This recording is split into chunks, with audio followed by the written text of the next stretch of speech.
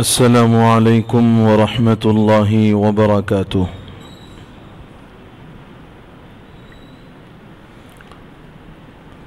اعوذ باللہ من الشیطان الرجیم، بسم اللہ الرحمن الرحیم۔ وَإِذْ قَالَ رَبُّكَ لِلْمَلَائِكَةِ إِنِّي جَاعِلٌ فِي الْأَرْضِ خَلِيفَةً قالوا أتجعل فيها من يفسد فيها ويسفك الدماء ونحن نسبح بحمدك ونقدس لك قال إني أعلم ما لا تعلمون وعلم آدم الأسماء كلها ثم عرضهم على الملائكة فقال أنبئوني بأسماء هؤلاء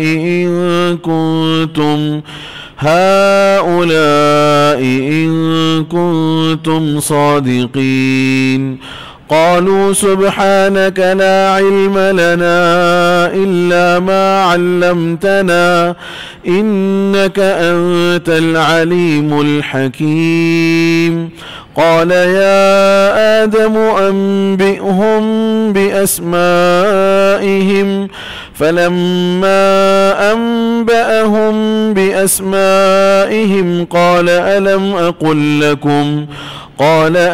أقل لكم إني أعلم غيب السماوات والأرض وأعلم ما تبدون وما كنتم تكتمون صدق اللہ مولانا العظیم۔ قابل احترام عزیز بزرگوں، نوجوان بھائیوں اور پس پردہ سننے والی ماؤں اور بہنوں، سورہ بقرہ کے 3 رکوع مکمل ہو چکے ہیں اور یہاں سے 4تھے رکوع کا آغاز ہو رہا ہے، یعنی 30ویں آیت سے لے کر آپ دعا فرما دیں انشاءاللہ 39ویں آیت تک کی تفسیر اللہ آج پوری کروا دے، 1 رکوع مکمل ہو جاوے۔ قرآن کریم میں آیات کا ایک آیت سے دوسری آیت کا ربط ہے، اور مفسرین اکرام نے اس عنوان پر مستقل کتابیں لکھی ہیں، آیات کا، سورتوں کا ایک دوسرے سے ربط اور جوڑ۔ اس سے پہلے کہ رکوع کے آغاز میں اللہ رب العزت نے ایک جملہ ارشاد فرمایا والذین من قبلکم، عبادت کرو اپنے اس پروردگار کی جس نے تم کو پیدا کیا اور تم سے پہلے لوگوں کو پیدا کیا، اور انسانیت میں سب سے پہلی شخصیت جن کو اللہ نے اپنے دست قدرت سے پیدا فرمایا سیدنا آدم علیہ السلام۔ تو یہاں سے تذکرہ حضرت آدم علیہ السلام کا شروع فرما رہے ہیں، یہ اس رکوع سے اس رکوع کے درمیان کا ربط ہو گیا۔ اب اللہ نے سیدنا آدم علیہ السلام کو جب پیدا کرنے کا ارادہ فرمایا تو فرشتوں کے سامنے اس کا ذکر کیا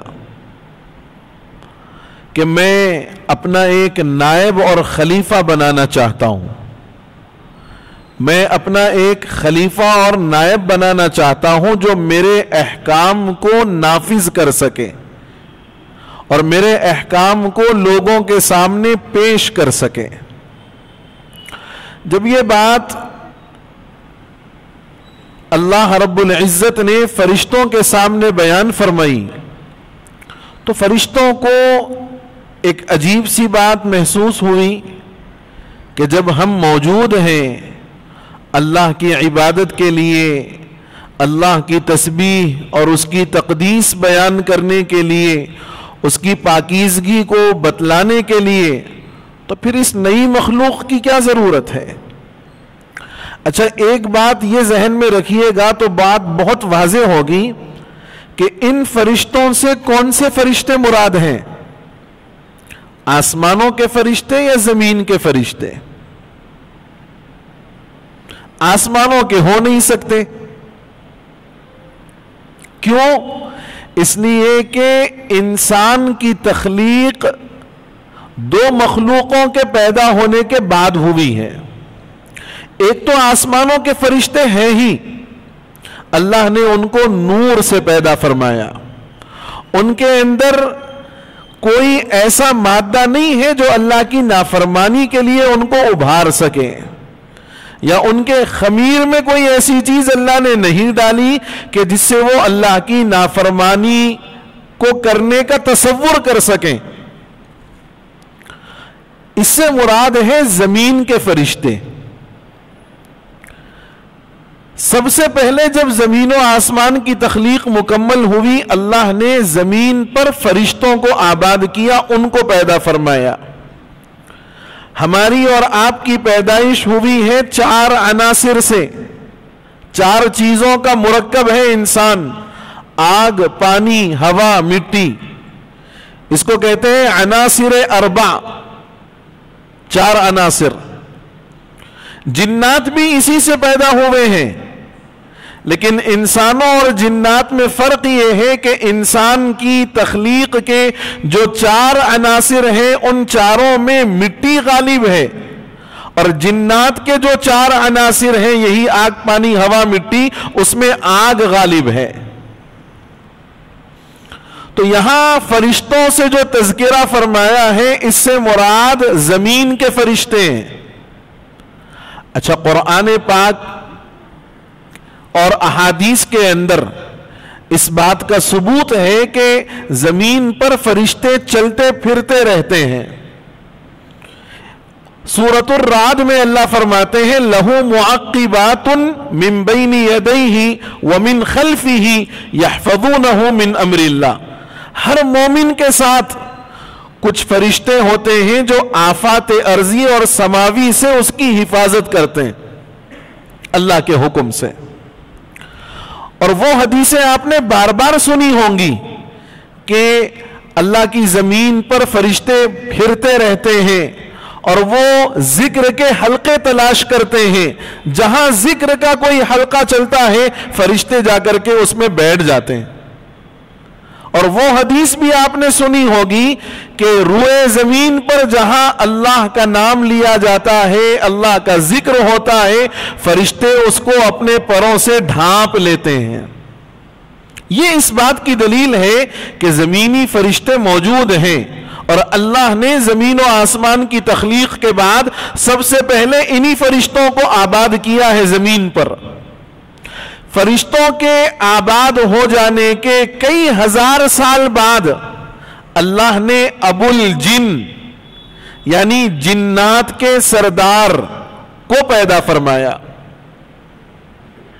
اور ان کی رہائش بھی زمین کے اندر ہی رکھ دی. وہ زمین میں رہنے لگے، لیکن چونکہ ان کے اندر آگ کا غلبہ ہے، ان کی تخلیق کے مادے میں آگ کا غلبہ ہے، تو اب یہ ایک دوسرے سے قتل و قتال، خوریزی کرنا، ایک دوسرے کا خون بہانا، یہ ان کے اپنے معمولات ہو گئے. اور کئی ایسی لڑائیاں ہوئی جن لڑائیوں کی وجہ سے ایک دوسرے کا قتل و خون بار بار زمین کے اندر ان جنات نے کیا. جب ان کی شرارتیں اور ان کی بدماشیاں حد سے زیادہ گزر گئی، اللہ نے فرشتوں کو حکم دیا کہ ان کو دنیا کی زمین سے دور لے جا کر کے پھینک دو. جزیروں میں، سمندروں میں، پہاڑ کے غاروں میں ان کو وہاں ڈھکیل دو. اب ان کو زمین پر آنے کی اجازت نہیں ہے، اس لیے کہ یہ قتل و خوریزی کرنے والے لوگ ہیں. فرشتوں نے ان کو دور بھگا دیا، جزیروں کے اندر ڈھکیل دیا، سمندروں کے اندر ڈھکیل دیا. اور یہ بات میں نے آپ سے اعوذ باللہ کی تشریح کے اندر کہی تھی، یہ بات آئی تھی وہاں پر. یہ 2 مخلوقات کے بعد جب سارا کائنات کا کارخانہ تیار ہو چکا، تب اللہ نے حضرت آدم علیہ السلام کو پیدا کیا، جو سید الانس ہیں، ابو الانس ہیں، ابو البشر ہیں. اچھا، تخلیق کیسے ہوئی، کس طریقے سے پیدا فرمایا؟ روایات میں ہے کہ اللہ نے فرشتوں کو حکم دیا کہ جاؤ زمین کے مختلف مقامات سے تھوڑی تھوڑی مٹی اکٹھا کرنا، مختلف حصوں سے زمین کے تھوڑی تھوڑی مٹی اکٹھا کر کے لے آؤ۔ جب مختلف مقامات کی مٹی لے کر آ گئے، اللہ نے مختلف مقامات کا پانی بھی منگوایا۔ کیوں؟ اس لیے کہ یہ ابو البشر ہے، اب ان سے انسانیت کا آغاز ہونے والا ہے۔ ان سے وہ لوگ بھی نکلیں گے جو گورے ہوں گے، ان سے وہ بھی نکلیں گے جو کالے ہوں گے، ان سے وہ لوگ بھی نکلیں گے جو انتہائی طاقتور ہوں گے، ان سے وہ بھی نکلیں گے جو سولے رنگ والے ہوں گے۔ تو اس لیے زمین کے مختلف حصوں سے مٹی کو جمع کروایا اور مختلف مقامات کا پانی اللہ نے منگوایا۔ جب مٹی اور پانی آ گیا، اللہ نے اس کو ایسے گوندا جیسے آٹے کو گوندا جاتا ہے، اور جب پورا پتلا بن کر کے تیار ہو گیا، اللہ نے اس میں اپنی روح پھونکی، وَنَفَخْتُ فِيهِ مِن رُوحِي، میں نے حضرت آدم کے خاکی پتلے میں اپنی روح پھونک دی۔ اچھا، بعض مفسرین یہ بھی کہتے ہیں کہ تخلیق آدم والا عمل بھی زمین کے اوپر ہی پیدا ہوا ہے۔ تخلیق آدم والا جو عمل ہے یہ زمین کے اوپر ہی ہوا ہے، اور فرشتوں سے حضرت آدم علیہ السلام کو جو سجدے کا حکم دیا گیا، آگے اس پر بات ہوگی کہ بھئی یہ سجدہ کون سا تھا۔ یہ ساری چیزیں اللہ رب العزت نے زمین ہی پر کروائی، اس کے بعد حضرت آدم اور حوا کو جنت کا ٹھکانہ عطا فرمایا۔ یہ مفسرین کی ایک طبقے کی رائے ہے۔ بہرحال جب حضرت آدم علیہ السلام کا یہ پتلا تیار ہوا، اللہ نے روح پھونک دی، تو فرشتوں نے اللہ کے اس ارشاد پر یہ بات کہی کہ آپ ایسی مخلوق کیوں پیدا کرنا چاہتے ہیں جو زمین میں جا کر کے فساد مچائے، آپس میں ایک دوسرے کے دست و گریبان ہو جائے۔ یہاں دو سوال بڑی اہمیت کے حامل ہیں، اور دو سوالوں کو سمجھنے کی ضرورت ہے۔ سب سے پہلی بات کہ سیدنا آدم علیہ السلام کی تخلیق سے متعلق اللہ نے حضرت آدم علیہ السلام کے اس پیدا ہونے کے بارے میں جو فرشتوں کے سامنے یہ بات عرض کی، انی جاعل فی الارض خلیفہ، کہ میں زمین میں اپنا نائب اور خلیفہ بنانا چاہتا ہوں، یہ کیوں ارشاد فرمایا اللہ نے؟ کیا نعوذ باللہ اللہ کو مشورے کی ضرورت تھی فرشتوں سے؟ یا اللہ رب العزت نے فرشتوں سے اس عمل کے سلسلے میں مشورہ طلب کیا؟ بھائی مشورہ اس کو ضرورت، یعنی مشورے کی ضرورت اس کو پڑتی ہے جس کے سامنے کسی کام کے تمام پہلو واضح نہ ہو۔ کوئی ایک کام آپ کرنا چاہتے ہیں اور اس کے تمام پہلو اگر آپ کے سامنے واضح نہیں ہے تو آپ جاننے والوں سے پوچھتے ہیں کہ صاحب یہ کام میں کرنا چاہتا ہوں، اس کا طریقہ کار آپ بتائیں، یہ کام میں کرنا چاہتا ہوں، اس کو کس طریقے پر انجام دوں۔ ماہرین سے جب جا کر کے مشورہ لیا جاتا ہے تو مشورے کی ضرورت وہاں پیش آتی ہے جہاں اس کام کے تمام پہلو سامنے واضح نہ ہو، یا پھر مشورہ کسی ایسی چیز کے متعلق کیا جا رہا ہو جو حقوق عامہ سے متعلق ہو، کئی لوگوں کے حقوق اس میں شامل ہو۔ اگر ایسا ہے تو پھر کئی ماہرین کو بلا کر کے مشورہ کیا جاتا ہے۔ اللہ تو احکم الحاکمین ہے، اللہ تو الیہ من حبل الورید ہے، ہماری شہرک سے بھی زیادہ قریب اللہ ہے، تو پھر اللہ کو مشورے کی کیا ضرورت ہے؟ تو یہاں یہ بات یاد رکھنا چاہیے، اللہ نے اپنے اس فیصلے کی بات فرشتوں کے سامنے ذکر فرمائی، مگر صورت اس کو مشورے کی دے دی تاکہ امت کو یہ تعلیم ہو جائے کہ اگر وہ اپنا کوئی اہم کام انجام دینا چاہیں تو آپس میں مشورہ کر لو، یہ مقصد تھا۔ اچھا، پھر دوسرا سوال کہ فرشتوں نے یہ جو کہا أَتَجْعَلُ فِيهَا مَن يُفْسِدُ فِيهَا وَيَسْفِكُ الدِّمَاءَ، کہ آپ ایسی مخلوق کیوں پیدا کرنا چاہتے ہیں جو زمین میں خونریزی کرے، فساد مچائے اور زمین کا پورا ماحول اور اس کا نظام پورا بگاڑ دے؟ آپ ایسی مخلوق کیوں پیدا کرنا چاہتے ہیں؟ تو فرشتوں کا یہ کہنا نعوذ باللہ اللہ کے فیصلے پر اعتراض تھا، یا فرشتوں کو اس بات کا علم ہو گیا تھا کہ انسان دنیا میں جا کر کے ایسے کام کریں گے؟ یہ دو بہت اہم سوال ہیں اس مسئلے میں۔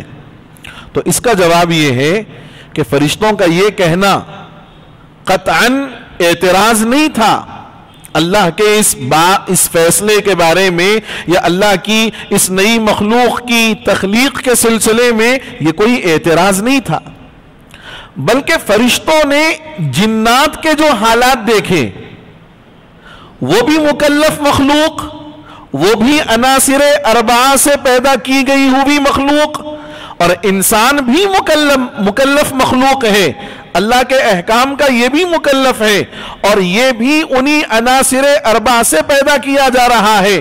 تو ایک مخلوق کو حالات دیکھ کر کے ان حالات پر دوسری مخلوق کو قیاس کرتے ہوئے کہا کہ جیسے جنات نے زمین کے اندر یہ خونریزی کی، قتل و فساد مچایا، ہو سکتا ہے کہ یہ بھی جا کر کے ایسا ہی کر دے۔ تو چونکہ ان کے سامنے جنات کے حالات تھے، ان حالات کے پیش نظر یہ بات فرشتوں نے کہی تھی، یہ کوئی اعتراض کے طور پر نہیں کہا۔ اچھا، جب فرشتوں نے یہ بات کہہ دی، اللہ نے اس کے جواب دیے دو طریقے سے۔ ایک جواب اللہ نے دیا حاکمانہ انداز کا، کیا؟ انی اعلم ما لا تعلمون، میں جو جانتا ہوں تم نہیں جانتے، لہذا خاموش ہو جاؤ، اس سلسلے میں کچھ کہنے کی ضرورت نہیں۔ یہ ہے حاکمانہ جواب۔ اور یہ بات اس لیے بھی ہوئی کہ فرشتے بار بار یہ کہا کرتے تھے کہ اللہ ہم سے زیادہ جاننے والی مخلوق کو اور ہم سے زیادہ باعزت مخلوق کو، ہم سے زیادہ مکرم مخلوق کو نہیں پیدا فرمائے گا۔ ہم اللہ کے نزدیک بہت زیادہ مکرم ہیں، ہم اللہ کے نزدیک بہت زیادہ جاننے والے ہیں۔ اللہ نے ان کے اس زعم کو ختم کرنا چاہا اور ان کی اس سوچ کو توڑنا چاہا کہ نہیں، تم سے بھی زیادہ اللہ کے نزدیک جاننے والی مخلوق ہے، تم سے زیادہ معزز اور مکرم مخلوق اللہ کے نزدیک ہے۔ اس لیے علماء فرماتے ہیں کہ ایمان کی تین قسمیں ہیں، ایمان کی تین قسمیں ہیں۔ ایک ایمان کی قسم وہ ہے جو مستقل بڑھتی رہتی ہے، یعنی اس کے اندر صرف اضافہ ہی ہوتا ہے، کمی نہیں ہوتی۔ حضرات انبیاء کا ایمان ہے، وہ مستقل بڑھتا ہی رہتا ہے۔ دوسرا ایمان وہ ہے جو ہمیشہ ایک حال پر رہتا ہے، فرشتوں کا ایمان ہے۔ اللہ نے جو کام کی ان کو یعنی فرما برداری کا حکم دیا، جس کام کے لیے ان کو پیدا فرمایا، وہ اسی کام میں لگے ہوئے ہیں، تو ان کا ایمان ایک حالت پر رہتا ہے۔ اور تیسری قسم ہے ایمان کی کہ وہ ایمان گھٹتا بھی ہے، بڑھتا بھی ہے، وہ ہے میرے اور آپ کا ایمان۔ اگر انسان اللہ کی تابعداری اور اس کی فرما برداری کرتے ہوئے اپنی زندگی گزارتا رہے اور اللہ کی نافرمانی سے اپنے آپ کو بچاتا رہے، تو پھر انسان کا ایمان بڑھتا ہے، بڑھتا ہے۔ بعض روایات میں آیا کہ بعض مرتبہ ایسا بڑھتا ہے کہ فرشتوں کے بھی ایمان سے آگے نکل جاتا ہے۔ اور اگر انسان اللہ کی نافرمانی اور اس کے ناراضگی والے اعمال کو اختیار کر لے اور اس میں اپنی زندگی گزارتا رہے، تو پھر یاد رکھنا چاہیے کہ انسان کا ایمان گھٹتا ہے، اور گھٹتے گھٹتے اس حالت میں آتا ہے کہ وہ شیطان سے بھی بدتر قسم کا ہو جاتا ہے۔ تو فرشتوں کا یہ جو زعم تھا کہ ہم سے زیادہ جاننے والے، ہم سے زیادہ معزز اور مکرم اللہ کے نزدیک کوئی نہیں ہے، اللہ نے ان کے اس زعم کو توڑا۔ کہا کہ میں خلیفہ بنانا چاہتا ہوں، میں نائب بنانا چاہتا ہوں۔ نائب کون ہوتا ہے؟ خلیفہ کون ہوتا ہے؟ وہ جس کو آقا اور مالک اپنا نائب اور اپنا خلیفہ بنا کر کے بھیجتا ہے، یہ چیز بتلانے کے لیے کہ میں اس کے ہاتھوں اپنا ایک دستور بھیج رہا ہوں، میں ان کے ہاتھ سے اپنے کچھ کنڈیشنز بھیج رہا ہوں جو ان پر بھی لاگو ہوں گے اور ان کے واسطے سے سارے لوگوں پر لاگو ہوں گے. اس کی ایک مثال سمجھاؤں. انگریزوں کے زمانے میں ایک نیم سرکاری کارخانہ تھا جو گھاٹے میں چل رہا تھا. لندن سے ایک مینیجر مقرر کیا گیا اور اس کو ہندوستان کے اس کارخانے کی مینجمنٹ کی ذمہ داری دے کر کے بھیج دیا گیا کہ جاؤ جا کر کے دیکھو کہ کیا آخر کمی ہے, کس وجہ سے ہمارا کارخانہ نقصان اور گھاٹے میں چل رہا ہے. وہ جس وقت آیا تو اس نے ورکرز کو دیکھا کہ آنے کی کوئی ٹائمنگ نہیں ہے, جانے کی کوئی ٹائمنگ نہیں ہے, نظام بالکل بگڑا ہوا ہے. تو اس نے ایک ہفتے کے بعد اعلان کیا کہ بھئی دیکھو, کام کرنا ہو یا نہ کرنا ہو وہ آپ کی ذمہ داری ہے, وہ آپ کا مسئلہ ہے. ایک کام کرو, وقت پر آ جاؤ, کام بھلے ہی سے نہ کرو کوئی مسئلہ نہیں, لیکن آؤ ٹائم پر. ورکرز نے سوچا کہ بھئی کام تو کرنا نہیں ہے, جا کر کے ٹائم سے بیٹھ جائیں گے, اپنا آپس میں بیٹھ کے منطق ماریں گے, لیکن بہرحال وقت پر چلے جانا ہے. ایک مہینہ ورکرز وقت پر آتے اور آ کر کے بیٹھ جاتے, کام نہیں شروع کرتے, کام جب ان کے دل میں آتا تب ہی شروع کرتے. اب مینیجر نے ایک دوسری ترکیب سوچی کہ اپنی گھڑی دفتر کی گھڑی سے آدھا گھنٹہ پیچھے کر لی, آدھا گھنٹہ پیچھے کر لی, اور دفتر پر جب پہنچا تو گھڑی جو ہے وہ آدھا گھنٹہ آگے تھی اس کی گھڑی سے. اس نے پوچھا کہ بھئی گھڑی خراب ہو گئی؟ تو چپراسی نے کہا کہ نہیں صاحب, گھڑی خراب نہیں ہوئی ہے, گھڑی تو اپنی جگہ پر صحیح چل رہی ہے. تحقیق کرنے پر معلوم ہوا کہ یہ مینیجر کی گھڑی خراب ہو گئی تھی, آدھا گھنٹہ پیچھے ہو گئی, حالانکہ اس نے خود کیا. اب اس کے بعد اس نے محاسبی کے دفتر میں اکاؤنٹنٹ کے پاس یہ کہلا بھیجا کہ آج میں دفتر کو آدھا گھنٹہ لیٹ آیا ہوں, لہذا میرے آدھے گھنٹے کی تنخواہ کاٹ لی جائے. جو نظام اس کو اوروں پر نافذ کرنا ہے اس نے اپنے اوپر بھی نافذ کیا.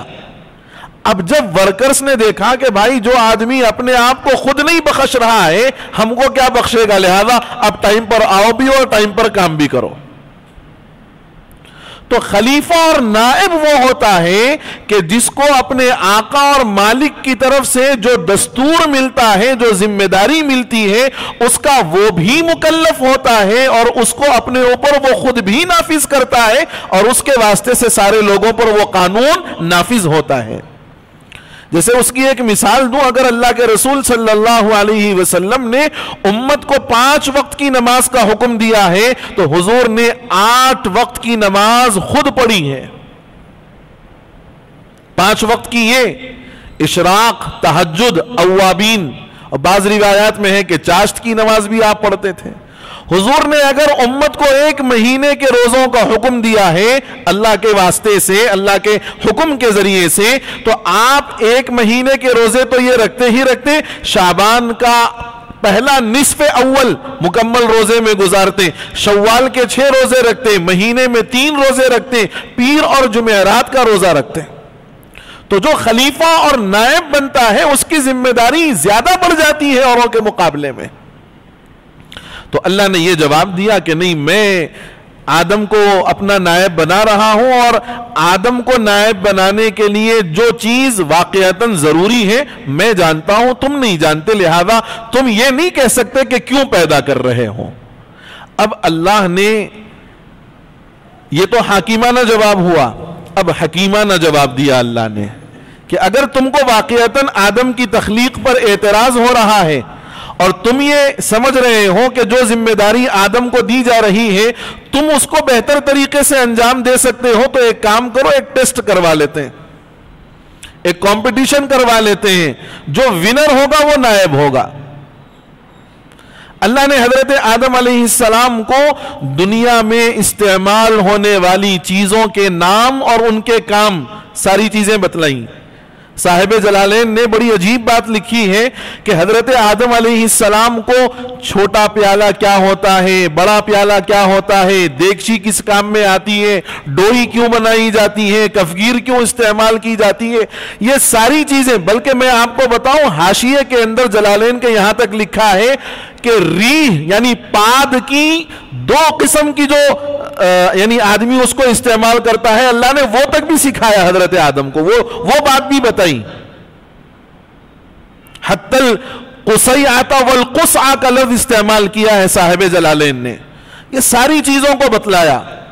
بعض مفسرین کہتے ہیں کہ یہ نام حضرت آدم علیہ السلام کو الہوہ اللہ فی قلبہ یا القاہ فی قلبہ، دل میں بات ڈال دی.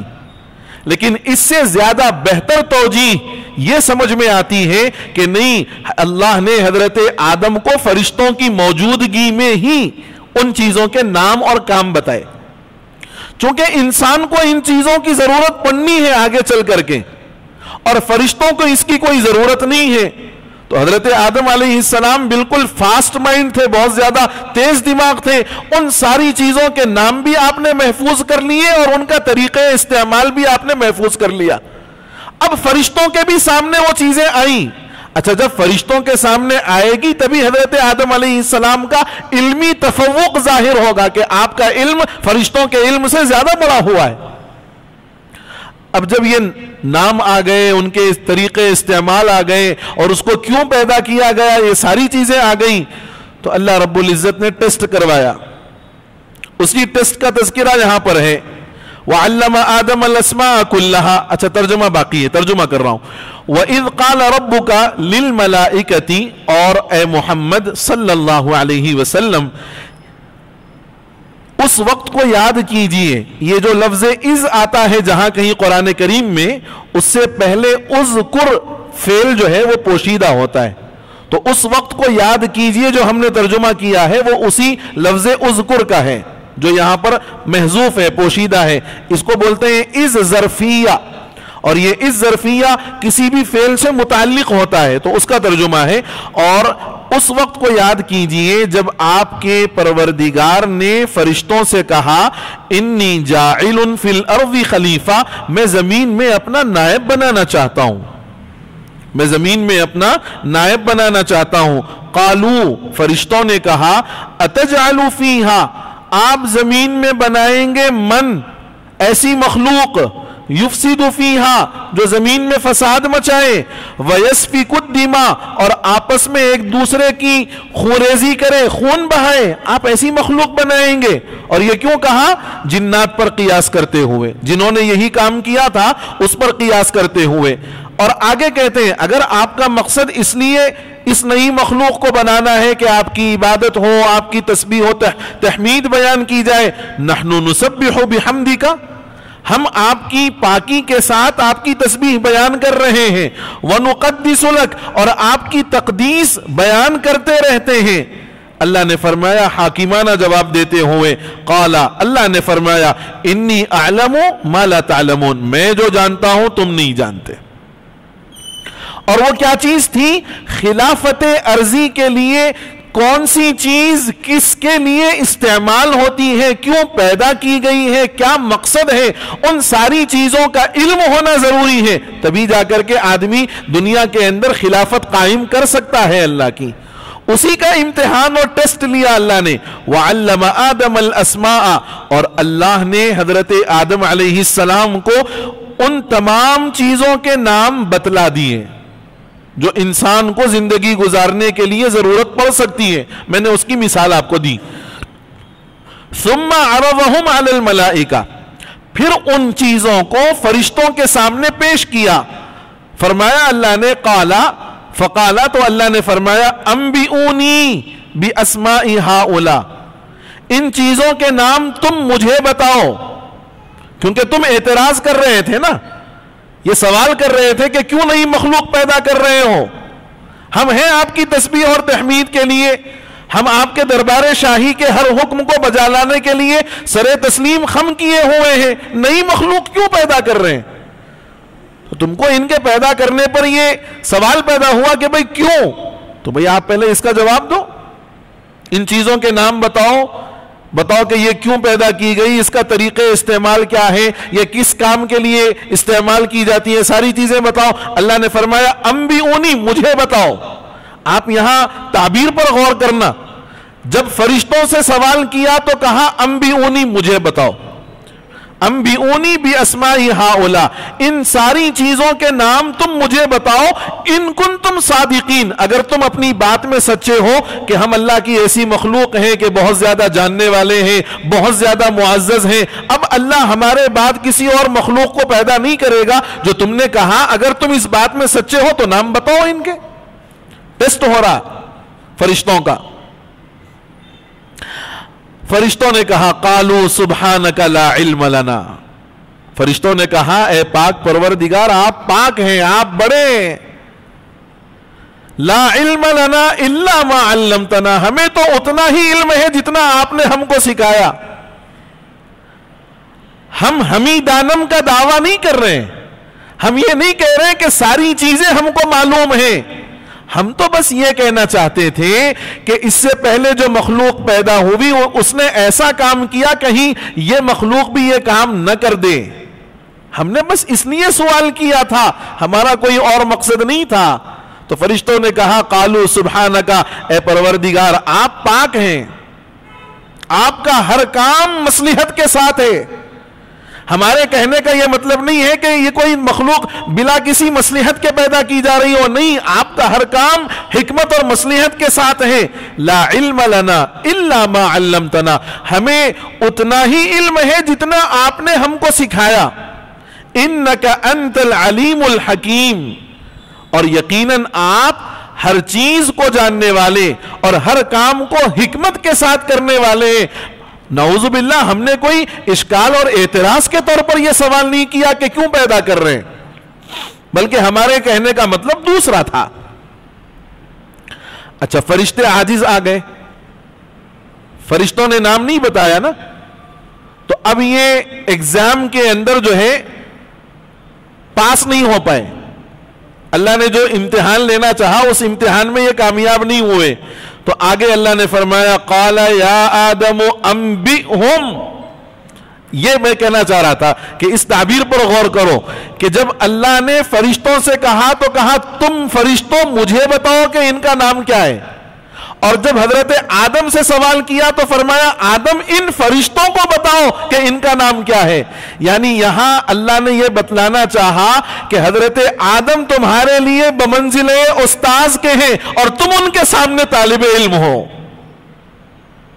تم استاذ، یعنی تم استاذ کے بارے میں کہہ رہے ہو کہ کیوں پیدا کیا جا رہا ہے ان کو، یہ تمہارے استاذ ہیں، تم سے زیادہ علم یہ جاننے والے ہیں اور تم ان کے طالب علم ہو، اسی لیے فرمایا یا آدم، اے آدم انبئہم، ان کو بتاؤ باسمائہم، ان ساری چیزوں کے نام، کام، کیوں پیدا کیا گیا، طریقے استعمال کیا ہے، ساری چیزیں بتاؤ۔ جب حضرت آدم نے، اللہ نے جب آپ کو یہ نام بتائے تھے ایسے ذہن میں محفوظ کر لیا، روایات میں ہے کہ جب بتانے کا موقع آیا حضرت آدم فر فر فر فر فر، جیسے سورہ فاتحہ یاد ہوتی ہے کسی کو، ویسے حضرت آدم نے ساری چیزوں کے نام بتائے۔ اب فرشتے مبہوت کہ واقعی علم ہے، ان کی معلومات دیکھو، اور ایک مرتبہ ہمارے بھی سامنے آئی یہ نام اور یہ کام، ساری چیزیں آئی، ہم محفوظ نہیں کر پائے، یہ محفوظ کر لیے۔ اللہ نے اب حکیمانہ جواب دیا فلما انبأہم باسمائہم، جب حضرت آدم نے ان کو ان کے نام بتلا دیے، قال الم اقل لکم، اللہ نے فرمایا کیا میں نے تم سے نہیں کہا تھا، الم اقل لکم، میں نے تم سے نہیں کہا تھا، انی اعلم، میں زیادہ جاننے والا ہوں، غیب السماوات والارض، زمین و آسمان کی پوشیدہ چیزوں کو، چھپی ہوئی چیزوں کو، اور میں یہ بھی جانتا تھا کہ آدم میں یہ صلاحیت موجود ہے، تم میں یہ صلاحیت موجود نہیں ہے، اس لیے آدم کو میں نے اپنا نائب بنانے کا فیصلہ کیا، تم وہ نیابت کا کام انجام نہیں دے سکتے۔ اچھا، قانون بننے کے بعد قانون کا نفاذ ہونا بھی تو ضروری ہے نا بھئی، ہیلمٹ پہننا اور ہیلمٹ کے ساتھ ماسک لگانا یہ قانون بنا، اب کوئی ہیلمٹ پہنے اور ماسک نہ لگائے یا ماسک لگائے اور ہیلمٹ نہ پہنے تو اب قانون کی دفعہ چلے گی کہ بھئی ہیلمٹ نہیں پہننے کے اتنے، ماسک نہیں لگانے کے اتنے، تو کوئی ایسا ہونا ضروری ہے جو اس قانون کا النگھن کرے، اس قانون کی خلاف ورزی کرے، تبھی جا کر کے قانون کا نفاذ ہوگا، تبھی جا کر کے قانون، بات سمجھ آ رہی ہے میری، قانون کو نافذ کرنے کے لیے کوئی ہونا ایسا ضروری ہے جو قانون کے خلاف جائے, قانون کی خلاف ورزی کرے, تو پھر اس کے اوپر فیصلہ لگے گا کہ فلاں دفعہ کے تحت آپ پر یہ ہے, فلاں دفعہ کے تحت آپ پر یہ ہے. اسی بات کو سمجھانا چاہ رہا ہوں آگے, جو بات آگے آ رہی ہے. اللہ نے فرمایا انی اعلم غیب السماوات والارض, زمین و آسمان کی پوشیدہ چیزوں کو میں جانتا ہوں. واعلم ما تبدون, اور میں جانتا ہوں ان باتوں کو جن کو تم ظاہر کرتے ہو. وما کنتم تکتمون, اور ان باتوں کو جو تم اپنے دلوں کے اندر چھپا کر رکھتے ہو. اور فرشتوں نے دل میں کیا بات چھپائی تھی کہ اللہ ہم سے زیادہ کسی اور مخلوق کو علم والا اور عزت والا ایسا اب نہیں بنائے گا, اب ہم ہی ہیں. یہ جو بات ان کے دلوں میں تھی اس کے بارے میں فرمایا. اب حضرت آدم علیہ السلام استاذ اور فرشتے ان کے شاگرد, اور واضع لغت اللہ تعالی ہے. واضع لغت, زبان کا ایجاد کرنا, اللہ ہی سب سے پہلے اس کے واضع ہیں کہ بھئی بگونے کو یہ بولتے ہیں, چمچے کو یہ بولتے ہیں, اور پیالے کو یہ بولتے ہیں, اور فلاں کو یہ بولتے ہیں. یہ اس لیے استعمال, یہ اس لیے استعمال. اسی سے علامہ آلوسی رحمت اللہ علیہ نے استدلال کیا ہے کہ اللہ سب سے پہلے واضع لغت ہیں, سب سے پہلے معلم اللہ ہیں, سکھلانے والے, اور سب سے پہلے متعلم حضرت آدم ہیں, سیکھنے والے. تو یہ جو دینی تعلیم کا جو سلسلہ ہے اور مدارس جو چلتے ہیں, یہ ہرگز نہ سمجھا جائے کہ یہ کوئی دقیانوسی عمل ہے یا بس یہ ایسا ہی چل رہا ہے. اس کا تعلق براہ راست رب تعالی سے اور حضرت آدم سے اور جنت سے اس کا واسطہ ہے, اس کا تعلق وہاں سے. اور اگر کوئی دینی تعلیم پڑھتا ہے تو یوں سمجھو دنیا کی سب سے اعلیٰ ترین تعلیم حاصل کرتا ہے. مگر افسوس, اور ہزارہ مرتبہ افسوس, آج اسی طبقے کے ساتھ جو حالات ہیں وہ شاید کسی اور طبقے کے ساتھ نہیں. یہ طبقہ ہر اعتبار سے قسمہ پرسی کے شکار, اور لوگ سب سے زیادہ جو یعنی سلوک کرتے ہیں, ناروا سلوک, وہ اسی طبقے کے ساتھ کیا جاتا ہے. حافظ ہے جی انہوں, حافظ کیا ہوتا, حافظ بنے تو کیا کماتے. اعتراض پوری قوم کرے گی لیکن پوری قوم مل کر کے کسی ایک کی ذمہ داری نہیں اٹھائے گی. ایک جگہ ایگزیبیشن چل رہا تھا کیڑے مکوڑوں کا, حشرات الارض کا. تو سارے حشرات الارض کیڑے مکوڑوں کو بوٹلز کے اندر ڈال دیا گیا, اوپر سے اس کا ڈھکن لگا دیا گیا. ایک بوٹل ایسا تھا کہ اس کے اندر کیڑے ہیں لیکن اس کا ڈھکن لگا ہوا نہیں ہے. ایک آدمی سروے کے لیے آیا, اس نے دیکھا کہ بھئی سارے تو ڈھکن لگے ہوئے ہیں, اندر جو ہے محفوظ کر دیے گئے, اوپر سے نہ نکلے, ڈھکن بھی لگا دیا گیا. یہ ڈبے پر کیوں آپ نے ڈھکن نہیں لگایا؟ تو اس ایگزیبیشن کے ذمہ دار نے کہا کہ صاحب یہ انڈیا کے ہے,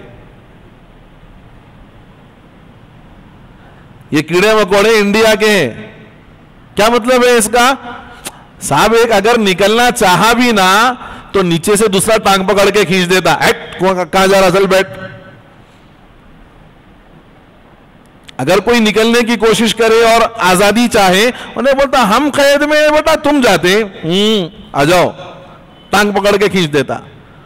تو ہمارے پاس اشکال اور اعتراض کرنے والے خوب, لیکن کوئی یعنی ایک کمیونٹی بنا کر کے یا کوئی لوگ ذمہ دار بن کر کے, ارے بھئی یہ ہمارے نماز کا امام ہے, یہ ہمیں دین سکھانے والا ہے, ہمارے بچوں کی تعلیم کا اور ان کے دین سکھانے کا ذمہ دار ہے.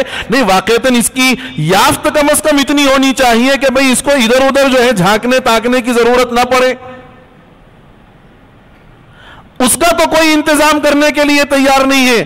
امام صاحب 2 منٹ لیٹ ہو گئی جماعت میں, کہاں تھے؟ یہاں کی بات نہیں کر رہا ہوں بھائی, اس مسجد کی بات نہیں کر رہا ہوں, لیکن اکثر مساجد کا حال یعنی ان کے لیے کوئی ترقی کا کام کرنا یا ان کے لیے کوئی بہتری کی سوچنا ہم سمجھتے ہیں شجر ممنوعہ ہے.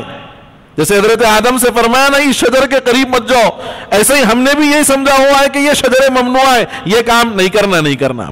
اعتراض خوب دل کھول کے کرنا، طبیعت سے کرنا، بیزار ہو گئے تک کرنا، بیزار ہو کے چھوڑ کے چلے گئے تک کرنا. میرے بزرگوں یاد رکھو یہ نعمت ہے، اس نعمت کی قدر کرنے کی ضرورت ہے. اور اگر اس نعمت کی ناقدری ہوگی تو پھر ایک دور ایسا آئے گا کہ ہم نماز جنازہ کے لیے نماز پڑھوانے والے کے انتظار میں کئی کئی دن میتوں کو رکھ دیں گے، لیکن جنازہ پڑھانے والا نہیں ملے گا. اولاد کو کلمہ پڑھانے والا، مسجد میں اذان دینے والا اور لوگوں کی امامت کرنے والا نہیں ملے گا. اور اگر یہ آپ سمجھتے ہیں کہ یہ ہماری ذمہ داری نہیں ہے تو پھر یاد رکھنا چاہیے کہ ہم ابھی خواب غفلت کے اندر ہیں. ہم نے مسلمان ہونے کا صحیح مطلب سمجھا ہی نہیں.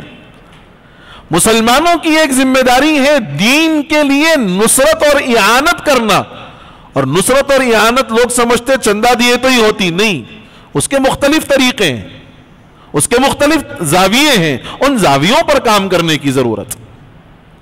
بہرحال حضرت آدم علیہ السلام کا علمی تفوق جب ظاہر ہوا اور حضرت آدم استاذ بنائے گئے، فرشتے ان کے شاگرد ہو گئے، اب اللہ نے حکم دیا کہ بھئی علمی اعتبار سے تم سے زیادہ ہیں نہیں ہیں، لہذا اب ایک کام کرو، ان کو اپنا استاذ تسلیم کرو، ان کے علمی تفوق کو قبول کرو. اور قبول کرنے کے لیے اللہ نے ایک علامت بنائی، کیا کہ ان کے سامنے سجدہ کرو. یہ سجدہ کیا ہے؟ دیکھو سجدے کی دو قسمیں، ایک سجدہ سجدہ عبادت ہے، یہ جیسے اس شریعت میں صرف اللہ ہی کے لیے ہے، پچھلی شریعتوں میں بھی سجدہ عبادت صرف اللہ ہی کے لیے. اور دوسرا سجدہ ہے سجدہ تعظیمی، اسی کا دوسرا نام ہے سجدہ تحیت، اسی کا تیسرا نام ہے سجدہ رمزی، اسی کا چوتھا نام ہے سجدہ آدابی. جو نام آپ دینا چاہو دے سکتے ہو.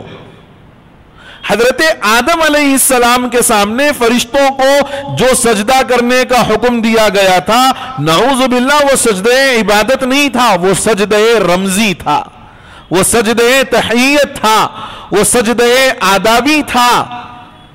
جیسے آج ہم کسی سے ملاقات کرتے ہیں تو پہلے ہم السلام علیکم کے بعد مصافحہ معانقہ جو کرتے ہیں، یہ جو ہمارے پاس اس کا جو مقام و مرتبہ ہے وہ اس سجدے کا مقام و مرتبہ بھی وہی تھا. وہ سجدہ عبادت ہرگز نہیں. اور سجدہ تعظیمی کا یہ بھی مطلب نہیں ہے کہ بالکل جھک جانا ہے، نہیں، اللہ کے حکم کی وجہ سے یہ کام ہوا ہے. وہاں سجدہ حضرت آدم کی ذات کے عنوان پر نہیں ہوا، اللہ کے حکم کے عنوان پر ہوا ہے. اب جو ہمارے پاس ایک مزاج اور ایک طریقہ بنا ہوا ہے کہ بیٹے سلام کرو، پیٹ میں منڈی ڈال کے سلام کرنا، ضرورت نہیں ہے. نہ پیٹ میں منڈی ڈالنا ہے، نہ پیٹ میں سے پیرا نکالنا ہے. سلام کر دے، بات ختم ہو گئی. بعض لوگوں کا ایک مزاج ہے کہ صاحب شادی کے موقع پہ اماں کو باوا کو سلام بھی کرنا، پیراں بھی پڑھنا. عیدین کے موقع پر یہ رواج ہوتا ہے، اماں باوا کے پاس جانا، جھک کے پیٹ میں منڈی ڈال کے سلام کرنا، پیر بھی پڑھنا. یہ اسلامی طریقہ قطعی نہیں ہے، یہ اسلامی طریقہ قطعی نہیں ہے، اور نہ ہی شریعت نے اپنے ماننے والوں کو اس کا حکم دیا ہے.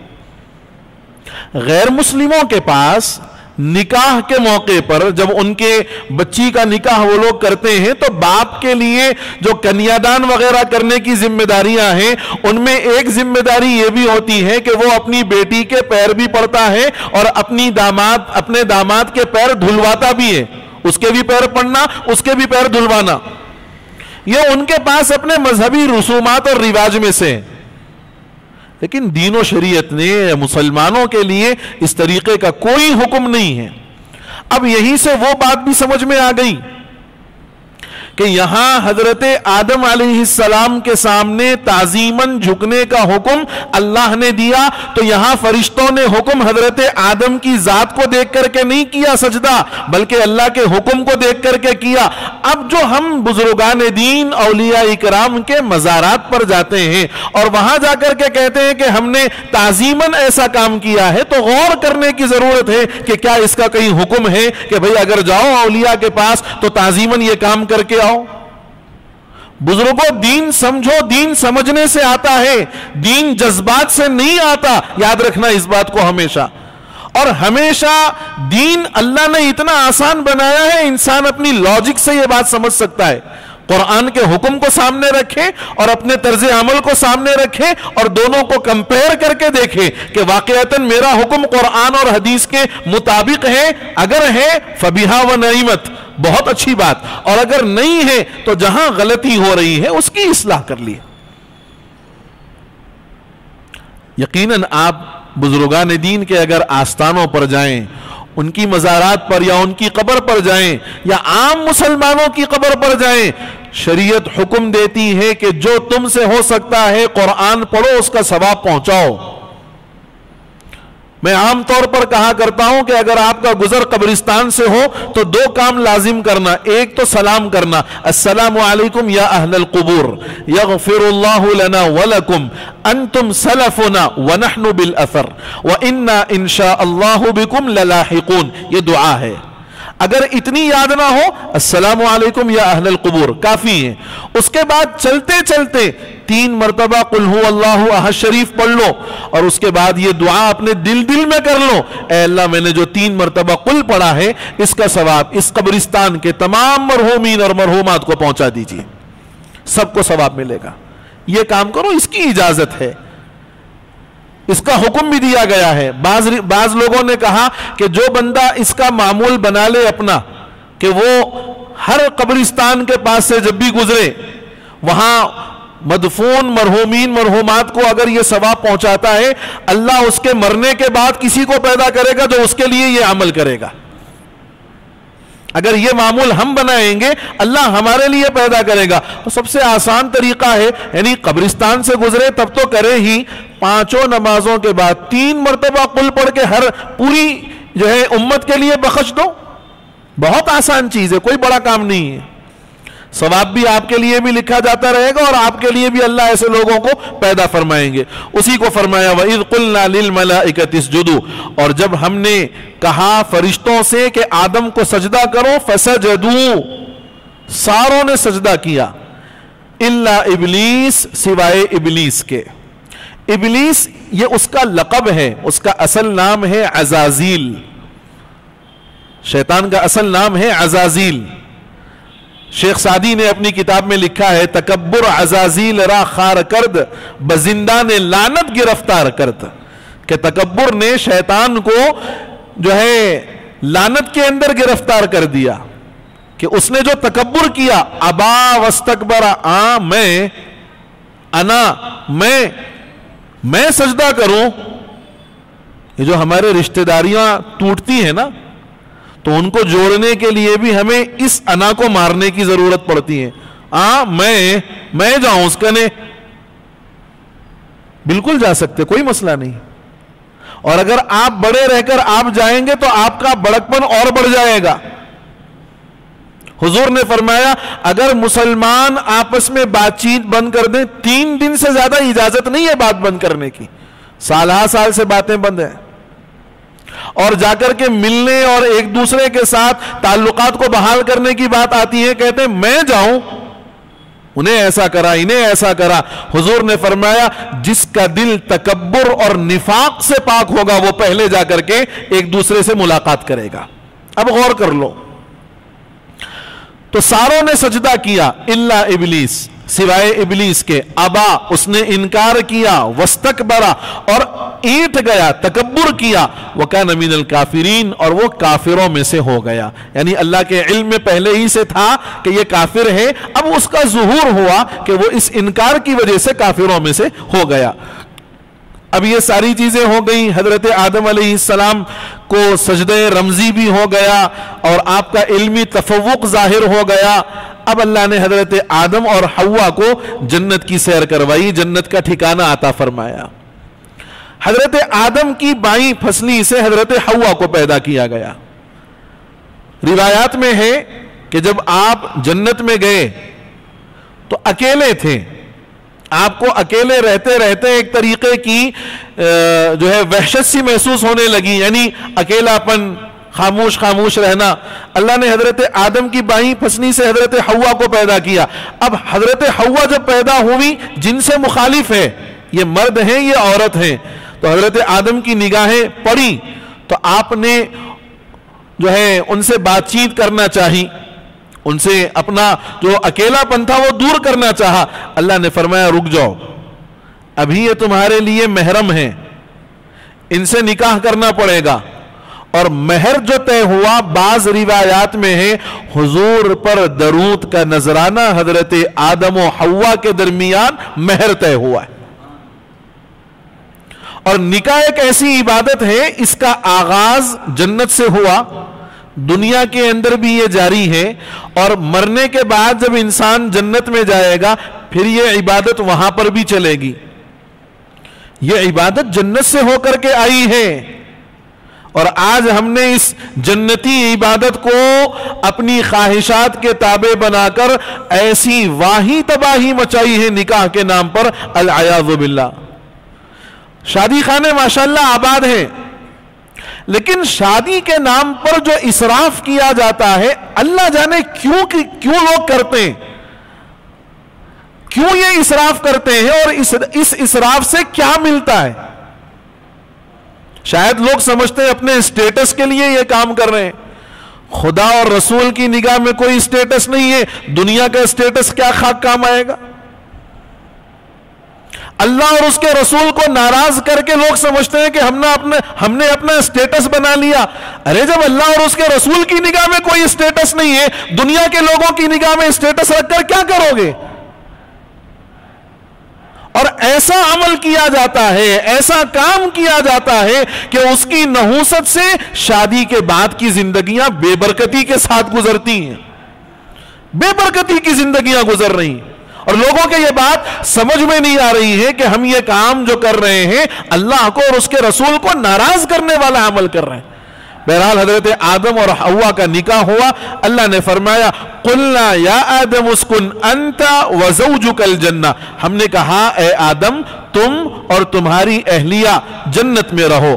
وَكُلَا مِنْهَا رَغَدًا حَيْثُ شِئْتُمَا، اور جنت سے با فراغت، رغدن کا ترجمہ ہے با فراغت، جہاں سے تمہارا جی چاہے، حَيْثُ شِئْتُمَا جہاں سے تم چاہو کھاؤ پیو، کھاؤ پیو.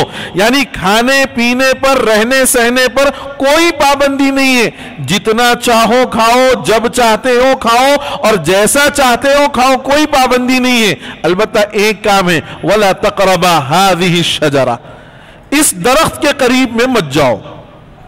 اب لوگوں کو یہ بات کی بڑی فکر ہوتی کہ صاحب درخت کوسا تھا وہ، اس کی بہت فکر ہوتی. آپ کو یہ معلوم ہونا چاہیے کسی روایت میں یقینی طور پر کوئی حتمی بات نہیں بتائی گئی کہ یہ فلاں ہی درخت تھا. اقوال ہیں. حضرت ابن عباس رضی اللہ عنہ کا قول صاحب جلالین نے لکھا ہے ہی الحنطہ، یہ گندم تھا، ہی الحنطہ یہ گندم تھا. بعض کہتے ہیں کہ یہ انگور کا درخت تھا، بعض کہتے ہیں کہ یہ انجیر کا درخت تھا، بعض کہتے ہیں اخروٹ کا درخت تھا، بعض کہتے ہیں ترنج کا درخت تھا. کئی اقوال ہیں. بس اتنی بات ذہن میں رکھنی ہے کہ اللہ نے ایک حکم دیا کہ بھئی یہ کام آپ کو اب نہیں کرنا ہے، اور جب کوئی کام بڑا سخت ہوتا ہے تو کام کو منع نہیں کیا جاتا بلکہ کام کے قریب پھٹکنے سے بھی منع کیا جاتا ہے. اللہ نے یہی فرمایا وَلَا تَقْرَبَا هَذِهِ الشَّجَرَةَ، اس درخت کے قریب بالکل مت جانا. اب درخت کون سا تھا مختلف روایات ہیں، لیکن اکثروں کی رائے یہ ہے ہی الحنطہ، وہ گندم کا درخت تھا، بعض روایتوں میں ہے انگور کا درخت تھا، بعض میں ہے ترنج کا درخت تھا، بہرحال جو بھی درخت تھا اللہ نے اس کے قریب جانے سے منع فرمایا، اور آگے فرمایا اگر جاؤ گے فَتَكُونَ مِنَ الظَّالِمِينَ، تو پھر اپنے آپ پر ظلم کرنے والے ہو جاؤ گے، اپنے آپ پر ظلم کرنے والے ہو جاؤ گے۔ ظلم کی 3 قسمیں ہیں، ایک ہے بہت بڑا ظلم جو بندہ اللہ کے ساتھ کرتا ہے اللہ کے ساتھ شرک کر کے، اور دوسرا ظلم ہے انسان اللہ کے احکامات کے ساتھ کرتا ہے، ان احکامات کو عمل میں نہ لا کر، ان احکامات کو چھوڑ کر، جیسے انسان نماز چھوڑ دے، روزہ چھوڑ دے، اللہ کے حکموں پر چلنا چھوڑ دے۔ اور تیسرا ظلم ہے انسان اپنے ذات پر کرتا ہے، اپنے نفس پر کرتا ہے گناہ کے ذریعے۔ اگر گناہ کرے گا تو اللہ کی ناراضگی اس پر آئے گی، اگر گناہ کرے گا تو اللہ کی طرف سے وعید کا یہ مستحق بنے گا۔ تو حضرت آدم علیہ السلام کے لیے فرمایا اگر یہ کام کرو گے فَتَكُونَ مِنَ الظَّالِمِينَ، تو پھر نقصان اٹھانے والوں میں سے ہو جاؤ گے۔ فَأَزَلَّهُمَ الشَّيْطَانُ عَنْهَا، یہاں ایک بات سمجھنے کی ہے، وہ یہ کہ جیسے پرانے زمانوں میں ایک جگہ کا آدمی دوسری جگہ پر جا آیا کر سکتا تھا، کوئی ویزے نہیں تھے، کوئی پابندیاں نہیں تھیں، جو جہاں جانا چاہے جا سکتا ہے، کوئی رکاوٹ نہیں۔ ایسے ہی فرشتوں کو، اور جو زمینی فرشتے ہیں اور بعض شیاطین جو ہیں وہ آسمانوں تک جایا کرتے تھے۔ شیطان کو بھی اس بات کی اجازت تھی کیونکہ شیطان طاؤس الملائکہ تھا، فرشتوں کے لیے اس کی ایک بہت بڑی جو ہے اہمیت تھی، وقعت تھی کہ وہ بہت زیادہ علم والا تھا، بہت زیادہ جاننے والا تھا، عارف تھا بہت بڑا۔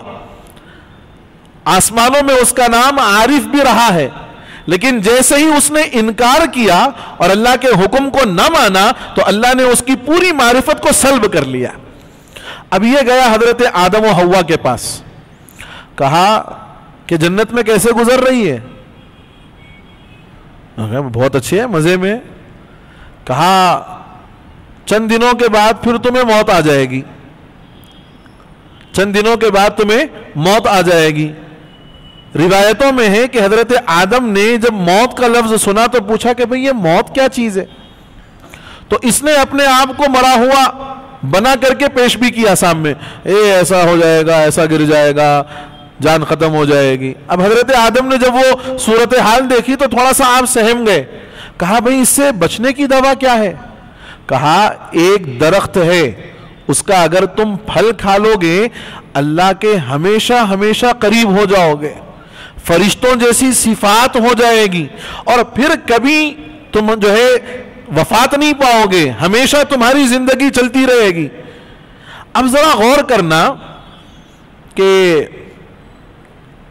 پھر ایک بات ہو جائے گی نہیں کہ میں یہ کہنا چاہ رہا تھا، مولویوں کو لوگ جو ٹھگتے ہیں نا ایسے ہی ٹھگتے ہیں، کیا کاروبار ہے صاحب، ارے رے رے رے رے، آپ کے پاس ہے تو لاؤ، 2 مہینے 3 مہینے اس کو اسی کے پیسوں میں سے دے کے چوتھے مہینے میں ہاتھاں اٹھائے تھے، نقصان ہو گیا صاحب۔ اب چونکہ بیچارہ مولوی آدمی، اس کو معلوم کچھ بھی نہیں، مولوی کی ہرس کیا ہوتی ہے میں آپ کو بتاؤں، چونکہ میں بھی مولوی ہوں اور وہ ہمارے یعنی میرے اندر بھی ویسی شاید فطرت ہے، انکار نہیں کر رہا، میں اپنے آپ کو بری نہیں بتا رہا۔ ہرس یہ ہوتی ہے کہ بھئی عام لوگ جیسی مزیدار زندگی گزارتے ہیں اور بڑی عیش و عشرت کی زندگی بظاہر ان کی نظر آتی ہے، ہر مولوی یہ چاہے کہ بھئی کوئی ایسا ذریعہ بن جائے کہ میں بھی ایسی ہی زندگی گزاروں اطمینان والی۔ بھئی جو مولوی اپنی بیوی کو 400 کی ساڑی پہنا رہا ہے وہ یہ چاہے گا کہ کم از کم 1000 کی پہنا دوں، کیونکہ اس کے بھائی اور جو ہیں گھروں کے اندر وہ اچھے کام کاج والے ہیں، ان کی تنخواہیں اچھی ہیں، وہ بڑے مزے مزے سے جو ہے پنا بھی رہے ہیں، گھما بھی رہے ہیں، پھرا بھی رہے ہیں، اور یہ تو کچھ نہیں کر پاتا بیچارہ۔ میں آپ کو حقیقت بتا رہا ہوں، زمینی لیول کی بات بتا رہا ہوں، چاہے آپ کو اس کے یعنی میری بات سے انکار ہو، آپ مخالفت کریں کوئی بات نہیں، لیکن حقیقت ہے یہ۔ تو اب یہ عنوان پر اگر مولوی پوری زندگی محنت کر کے کچھ اپنی جمع پونجی کر لے اکٹھا، اب لوگ دیکھتے ہیں کہ صاحب کون ہے ذرا نہیں معلوم رہنا, صاحب بڑے بڑے بہت زبردست کاروبار ہے, یہ ہے وہ ہے, آئیے آپ کے پاس پیسے ہے تو لے کے آئیے, آپ کو مہینے کو دوسرے لوگوں کو اتنا دیتے جی, آپ تو مول صاحب ہے نا, آپ تو ہمارے اپنے آپ کو 2000 بڑھ کے دیں گے. اب میں نے بولتا بھائی چلو اچھا ہے نا, بیٹھے جگہ 10,000 روپے 12,000 روپے آ جا رہے ہیں, پورا مہینہ مدرسے کو جا کے چیخ چیخ کے پڑھا ہے تو 12 مل رہے ہیں, یا تو کچھ بھی نہیں کرنا ہے لہذا لیو, مطلب وہ تو آئیں گے یہ بھی آ جائیں گے, تھوڑا آپ ذرا اسٹیٹس اچھا ہو جائیں گا, ذرا گاڑی اچھی لے لیں گے, ذرا اچھے کپڑے پہنیں گے, یہ وہ. اب انہیں 2-3 مہینے دینے کے بعد چوتھے مہینے میں بولتا مول صاحب گھاٹا ہو گیا, نقصان ہو گیا. اب اس کے بعد اب پھراؤ کمپنی, اب انہوں ڈیٹ تاریخ پہ تاریخ, انہوں ڈیٹ پہ ڈیٹ, چلتے رہتا معاملہ. زندگیاں گزر جاتی مگر نہیں دیتے. مگر یاد رکھنا چاہیے اس قسم کا عمل کرنے والا چاہے وہ مولوی کا پیسہ ڈبائے چاہے وہ کسی عام آدمی کا پیسہ ڈبائے, پوری زندگی گزر جائے گی لیکن کبھی زندگی میں عافیت نہیں محسوس کرے گا.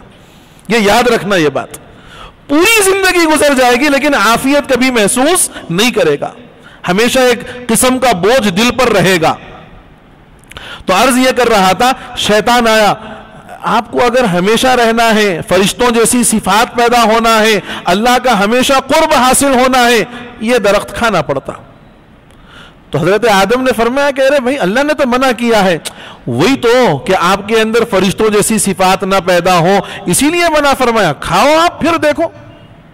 اب حضرت آدم علیہ السلام نے کیا سوچ کر کے کھایا کہ اگر یہ کھاؤں گا تو اللہ کا قرب اور اضافہ ہوگا, اللہ سے اور زیادہ محبت میں اضافہ ہوگا, ہمیشہ ہمیش والی زندگی ملے گی, جنت میں رہوں گا ہمیشہ, فرشتوں جیسی صفات پیدا ہو جائیں گی. حضرت آدم نے کھایا.